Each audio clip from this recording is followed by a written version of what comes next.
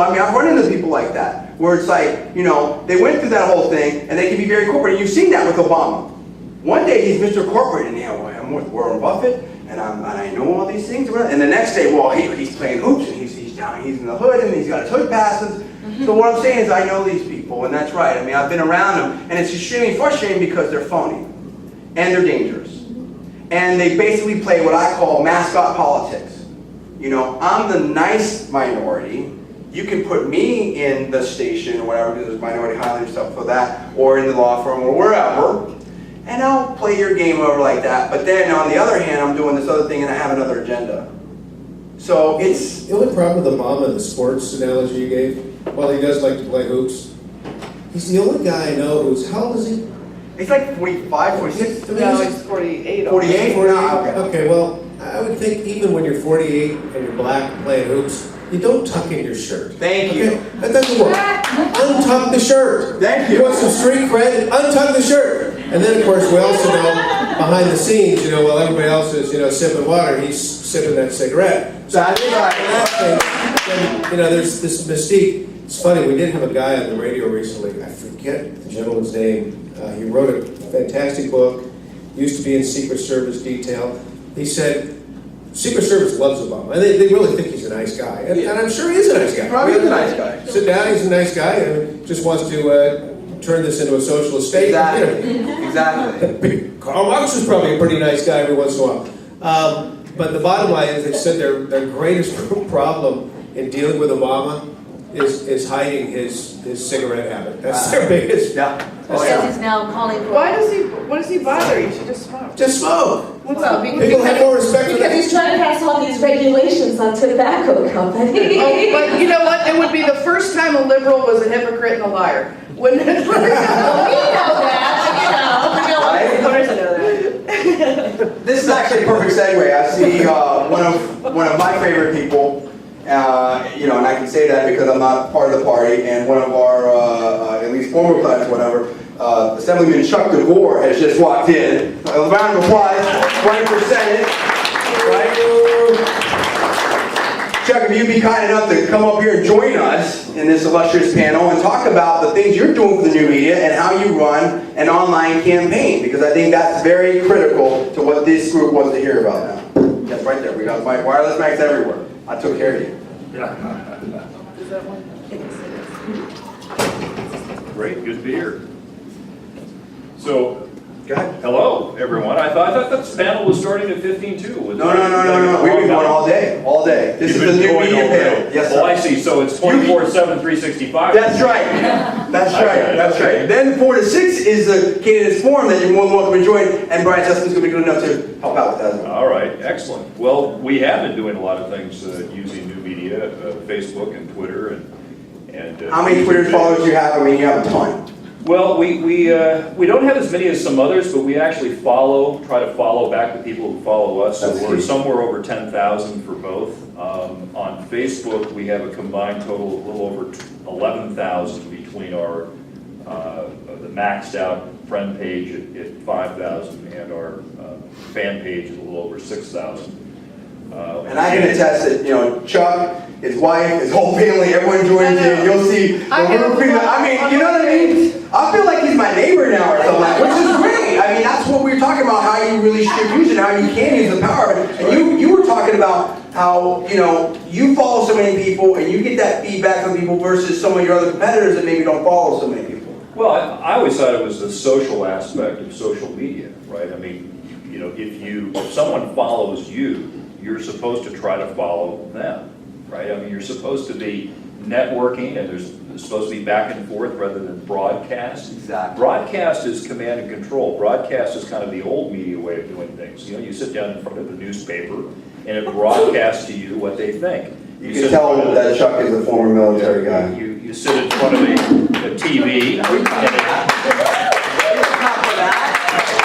you sit in front of the TV and they tell you what to think, right? Well, the thing with social media that's supposed to be different is the interaction element, and it's pretty immediate. And I think that's one of the things that we're trying to do differently in this campaign. We have quite a bit of interaction, and in fact, one of the funny things that I often enjoy is when I get either an email or a message on Facebook or a DM on Twitter, and someone says, "Is this really you? Right. This is a fake Chuck before. Is this a staffer or is this really you?" You know, and I always feel like if I say it's me, how do they know it's really me and not a staffer saying it's me? And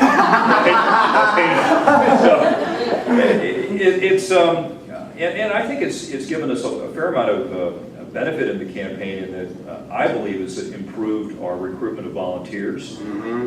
We've been getting a lot of good information. For example, a network that tells me when they hear my name or my opponent's names mentioned on radio or television, it's alerted to us very quickly.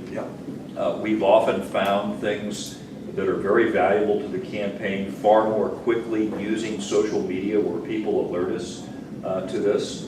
And it's been, it's a lot of work, but it's very valuable. Brian had some things he wanted to shoot you with. Chuck, Brian Sussman. Hey, great to finally meet you How about that? in person. Right? You're not just an avatar. No. And you're not just an anonymous guy on the Facebook, because this was kind of weird. A couple of weeks ago on my radio program, somebody calls in and said, "Have you been to Chuck DeVore's website? There's something that he wrote about environmentalism here, and I think you got to check this out." So on the air, I'm reading from Chuck's website. I said, "Okay, I got to talk to Chuck about this, because I think we're getting off track on this whole deal." So somehow somebody got to one of your guys on the campaign, and suddenly here Chuck and I are talking to each other via Facebook. And Oh, he'll talk to you, believe me. it was great. We've had some. And Chuck said, no, these people are taking this out of context. And I said, okay, right on, man. Hey, let's do some radio. We'll just clear all this up. Exactly. So it was a beautiful, a series of events that got us on the air together, and we were able to clear everything up. But that's the brilliance of the new medium. And in terms of utilizing the internet, and I think that's why, well, Glenn Beck said it best. You're the Tea Party candidate. Right. It's because we're so in touch with that medium, and the Tea Party, of course, is all about that. You're the Tea Party candidate. Well, let's look at the other thing that the new media does as well. 20 years ago, a candidate might be able to credibly avoid discussion of a previous position they took because you couldn't search it. Al Gore hadn't invented the internet yet, right? So even if you saw it in a newspaper, how could you share the information if it was in a hard copy newspaper, right? You would literally have to either Xerox it or copy it and send it out in direct mail, right? But typically, candidates did not have to take responsibility for previous positions that they held that they may have backed away from because they were no longer popular. And one of the fun things that I've been having in this campaign is holding one of my opponents accountable for previous positions in favor of amnesty, in favor of cap and trade, in favor of the bailout of Wall Street. And she keeps saying, "You're distorting my record." And it's like, well, wait a minute. I have you on MSNBC saying this. I You have call her you. ma'am. Well, no, I'm reserving that for Barbara Boxer. Yes. I don't. What's wrong with ma'am anyway? I mean, that's what I'm taught to That's say to what a my grandmother told me. female officer in the military. You call them ma'am. That's what I'm talking Right. about. You know what I know what I meant. She's a woman. Yeah. Oh, maybe. Oh, I'm not going there. I can't touch that. Running an online campaign. You're in the trenches. You're doing it. You're a candidate. How do you make that happen? How do you best do it? I'm saying your overall budget should be online stuff. I mean, absolutely. I mean, you saw that happening with the Obama campaign and why it was so explosive. And we still have people on our side that just can't get with the program. And they have to get with that program. You need to make unique content. I've seen, and I'm not going to name names, I've seen people that they did, they spent all this money on a TV ad. And it's no one in here, by the way. And they spent all this money on a TV ad, and they put it up there on YouTube. And the ad I didn't think was that great to begin with. And then it's up there, and it was basically taken from the TV. It was in poor quality, and it was just fuzzy stuff. And it's like, dude, this is just not going to work. It didn't have any views, of course. And then here you can reach voters, media, and influencers you couldn't normally reach. You get a lot of earned media off of stuff that really hits. That really earned media means like other media people like Brian Sussman and others will pick up your stuff and run with it. And I think that this is definitely where the new world is going, and we're very excited to be there, and we hope that us at Conservative New Media can really, be a huge force in taking back this country for conservative values. So we want to thank the panel, Brian Sussman, Bettina Viviana, and Chuck DeWolf. Yes, sir. I just want to say something. Obviously, I'm not running a political campaign, at least not yet. But the biggest thing we can do right now is to inform people.